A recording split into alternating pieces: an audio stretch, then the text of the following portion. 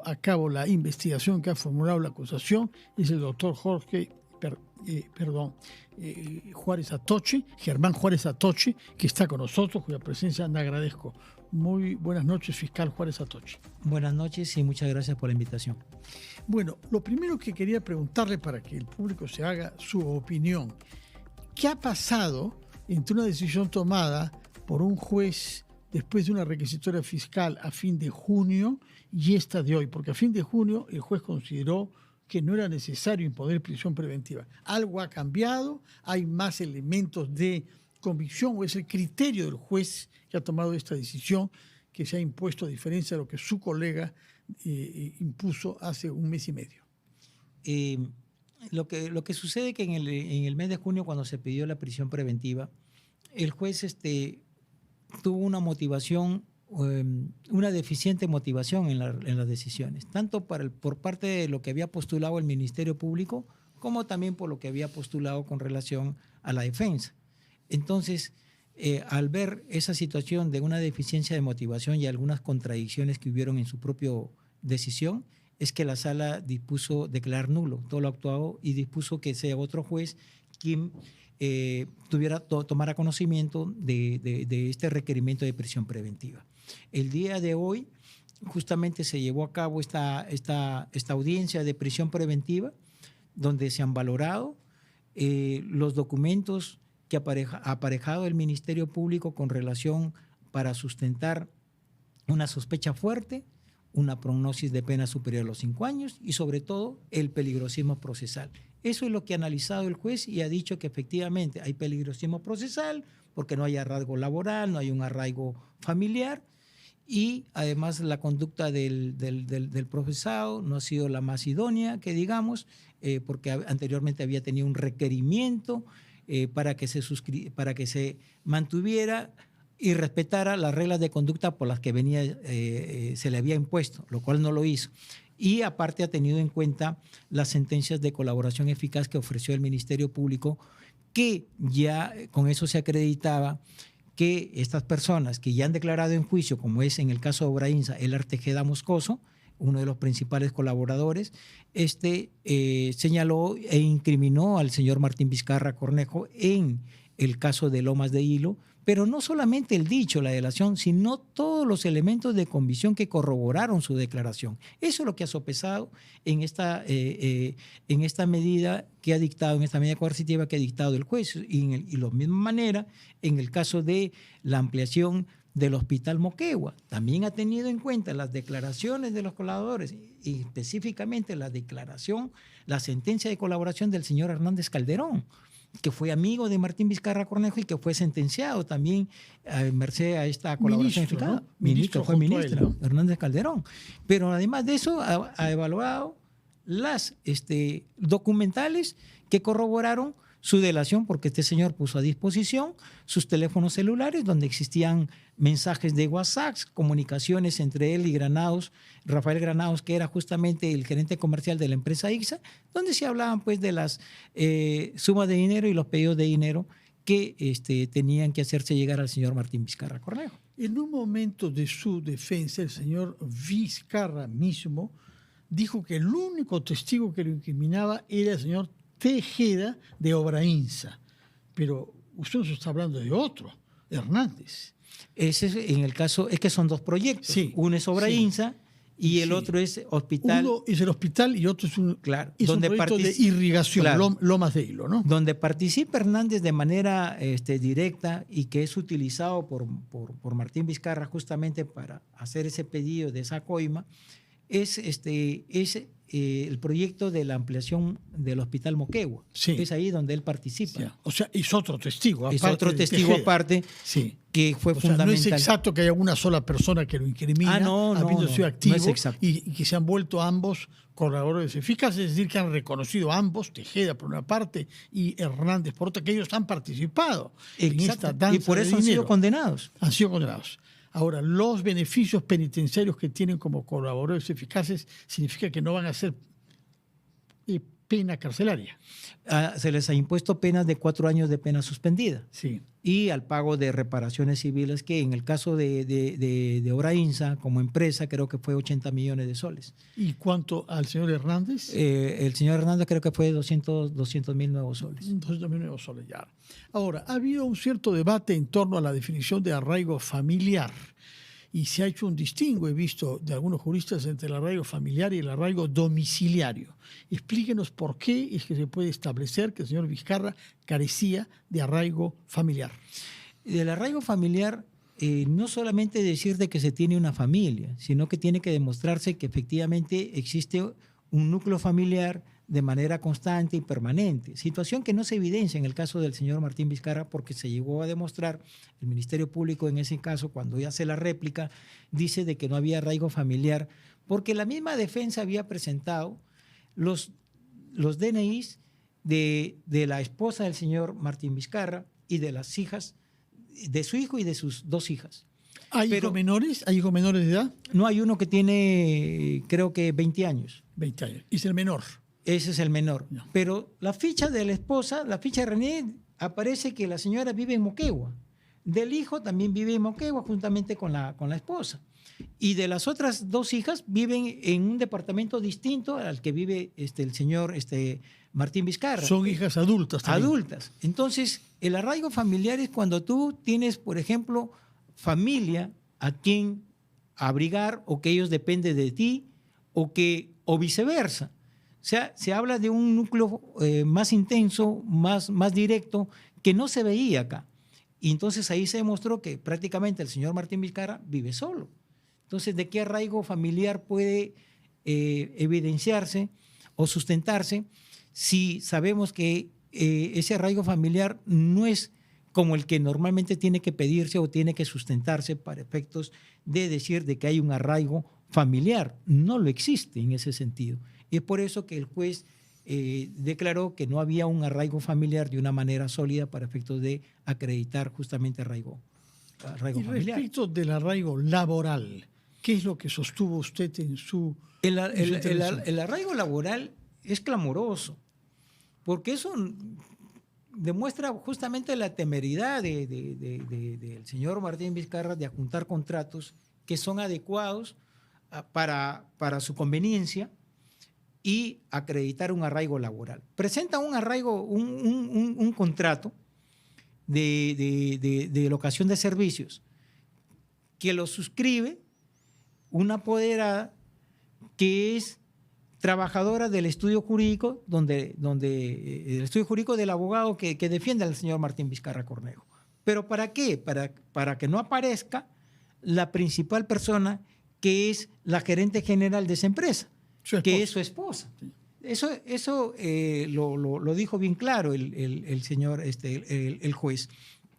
Pero además, aunado a ello, los reportes que habría presentado para sustentar ese arraigo laboral no eran tan convincentes, por cuanto el Ministerio Público también sostuvo de que a él lo contratan para una habilitación urbana, para hacer una gestión de habilitación urbana. Pero ya esa habilitación urbana ya había sido presentada por una arquitecta. Es decir, cuando llega el señor Martín Vizcarra como gerente, como asesor, ya prácticamente ese expediente estaba presentado y estaba solamente para obtenerse la resolución. O sea, no se condice esa labor que supuestamente para el cual fue contratado. Entonces, también se da cuenta, advierte el juez, de que ese contrato en realidad es un contrato que se lo da la esposa para efectos de justificar un arraigo laboral cuando no era necesario, toda vez de que para ese trabajo ya había una arquitecta que venía realizando ese trabajo. Pero además de ello, lo que llama la atención es que la remuneración, ¿no? Una remuneración, o sea, el contrato es celebrado en el mes de enero y recién es legalizado, o sea, para tener fecha cierta, justamente cuando se hace el requerimiento de prisión preventiva. Es decir, hace pocas semanas. A pocas semanas. Entonces, no era un contrato que tuviera una fecha cierta que, digamos, recién empiezas en enero. No era así, sino que lo habían hecho calzar para efectos de justificar de que el señor Martín Vizcarra Cornejo venía laborando desde esa fecha, situación de que no quedó demostrado. Otro de los criterios para decidir una prisión preventiva es el riesgo procesal. Usted ha dicho que se plantea, entre otras cosas, porque no ha respetado algunas reglas de conducta que la justicia le había impuesto. No, bueno, son varios temas. A ver, por favor. Uno, se desvirtuó arraigo familiar, no había. El arraigo laboral, que como he mencionado, también él presenta un contrato con Perú, con Perú Primero, en la cual él dice... Su partido, Perú Primero. Partido, en la cual lógicamente quedó desvanecido por cuanto la actividad que viene realizando Martín Vizcarra no es de asesor, sino todos lo vemos candidateando como presidente, ¿no? de activista. Entonces, los importes, los reportes que él había presentado eran insuficientes para acreditar de que efectivamente él venía realizando una labor de asesor, sino más bien con los documentos que había presentado, él aparecía como con las pancartas Martín Vizcarra presidente. Entonces, desde ese punto de vista se han descartado el arraigo laboral, el arraigo familiar. Y el otro, que también el Ministerio Público aportó, era que el señor Martín Vizcarra, cuando estaba con reglas de conducta, había faltado la verdad. Esto es, había señalado que en determinada fecha había estado realizando trabajos de ingeniero en las Pampas Estuquiña, cuando en realidad entre ese horario, entre 8 a 9 de la mañana, había estado en un colegio particular de ahí de Moquegua. Y por eso que el Ministerio Público en ese entonces le hizo un requerimiento al juez para que lo llamara a que respetara la regla de conducta, y le hacen un requerimiento. Eso ha sido valorado también por el juez, que efectivamente la conducta del procesado no era positiva con relación a respetar las reglas de conducta que le habían puesto en ese entonces en la comparecencia con restricciones. Eso valió. Y otro hecho que también ha valido, que ya va dentro de los elementos de convicción, era de que el abogado presenta para acreditar que el señor Martín Vizcarra Cornejo el día 6 había estado en la ciudad de Moquegua, presenta una resolución que él afirma. El Ministerio Público presentó dos resoluciones que aparece el sello del señor Martín Vizcarra, pero quien firma es el vicepresidente regional.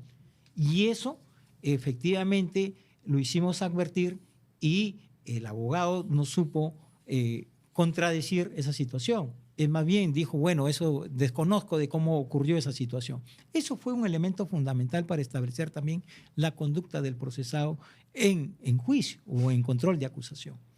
Por otra parte, yo quisiera que nos aclare cuál es la situación judicial en general del señor Vizcarra, porque él ha sido sometido a una prisión preventiva de 5 meses hoy por 2 cargos que tienen que ver con su gestión hace más de 10 años en Moquegua. Pero además de eso, se vienen investigando otros temas, otras causas que tienen que ver con su gestión presidencial. Todos recordamos el tema de las vacunas, el tema de Richard Swink y otros. Explíquenos, por favor, qué queda pendiente de investigar aparte de los casos que han sido decididos hoy en torno a una prisión preventiva. Concretamente, al señor Martín Vizcarra viene siendo investigado en el equipo especial Lavallato, justamente por los hechos que ya he mencionado, Lomas de Hilo y el hospital de Moquegua.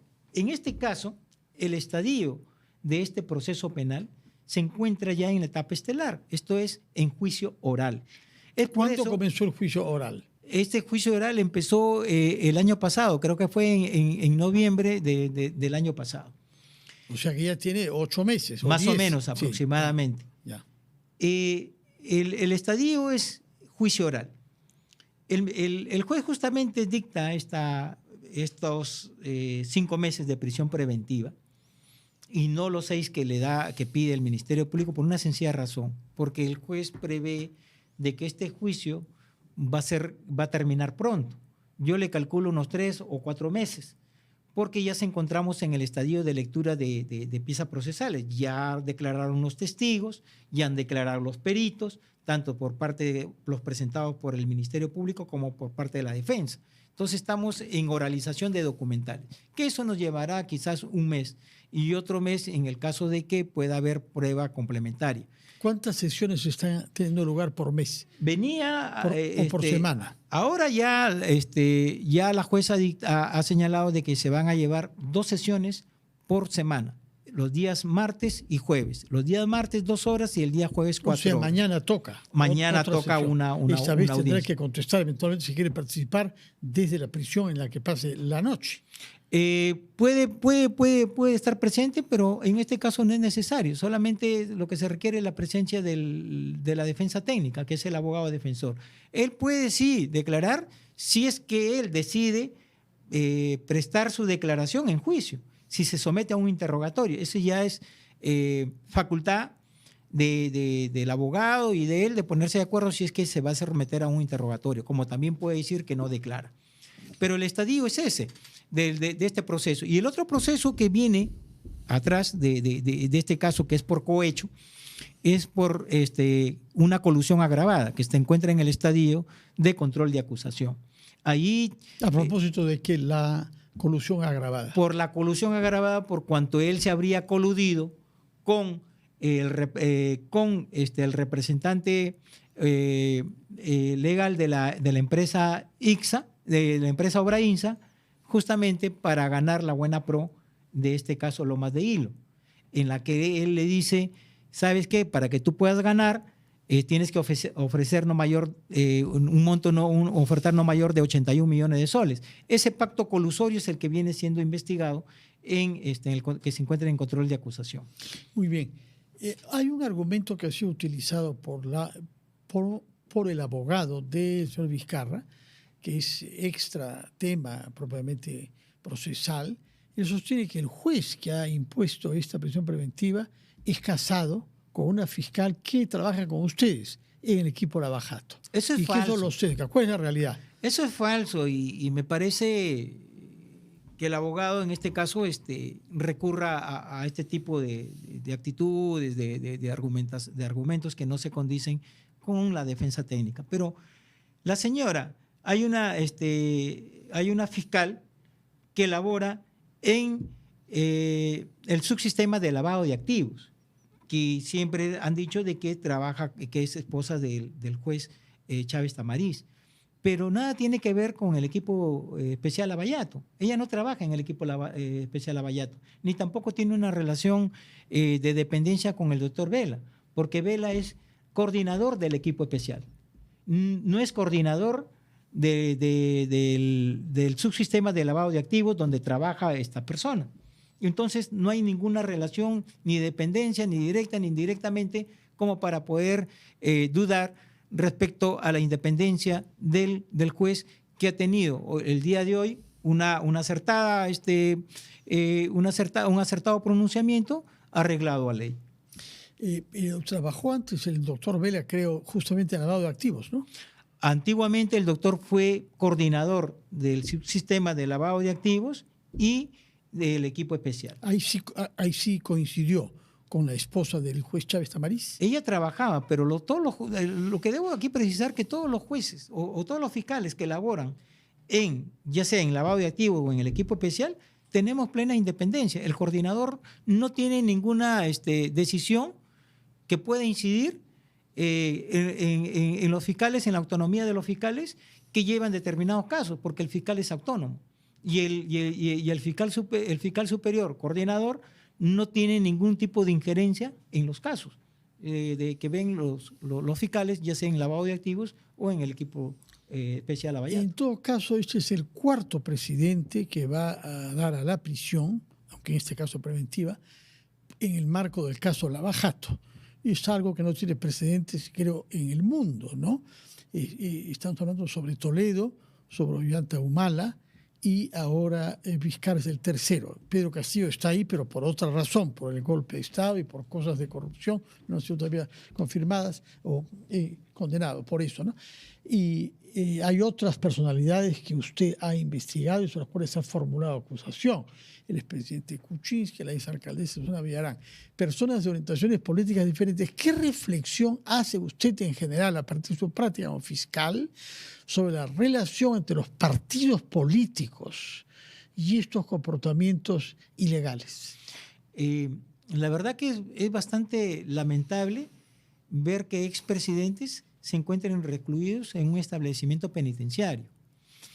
Y quizás la reflexión que hago es que debe haber una reforma de los partidos políticos, una reforma política, así como se habla de que debe haber una reforma del Ministerio Público, del Poder Judicial. Yo pienso que la principal reforma debería hacerse en el ámbito político, porque los partidos políticos en el fondo no son tales, en el fondo son empresas individuales de responsabilidad limitada, porque al final de cuentas algunos partidos políticos, algunos, ¿no? Sí. Porque la mayoría obedece a un personaje que es el que forma el partido y que es el que financia para efectos de constituir un partido. Entonces, los fines, los objetivos ideológicos que debe tener un partido político no lo hay. Si no existe, en el fondo hemos visto el interés crematístico de querer hacer dinero. Y ahí lo hemos visto que estos partidos políticos, llámese, y lo puedo decir con nombre, que han estado procesados, llámese Fuerza Popular, que son partidos que, por ejemplo, para efectos de hacer campañas políticas, reciben dinero que no es lícito. Actualmente, en el caso de Ollantaytamala, se demostró que el partido nacionalista recibió dinero maculado, dinero ilícito de producto de la corrupción de la empresa Odebrecht. Y por eso nos decían de que no era delito, que era un financiamiento ilegal de campaña. Eso no es financiamiento ilegal de campaña. Si yo ingreso dinero ilícito al sistema económico, estamos hablando de lavar dinero espurio. Es por eso que la mayoría de partidos políticos justamente fueron comprendidos por lavado de activos. Y este Congreso, para efectos de liberarlos a estos partidos políticos de cualquier incriminación, han dado leyes y crearon esta ley de financiamiento ilegal, pensando que con esta ley de financiamiento ilegal podían salvar a estos partidos políticos de una denuncia o una investigación o una acusación o una sentencia condenatoria por lavado de activos. Situación que no es.